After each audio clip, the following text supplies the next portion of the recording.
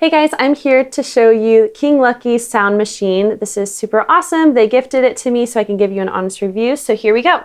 It comes with a USB-C to charge, and it comes with two different ways to hang it. So you can clip it on something or you can tie it on something. There is a lock feature on the back, and so if you have it with your kid, then you can just push lock, and if they push any of the buttons, it will not disrupt the sound.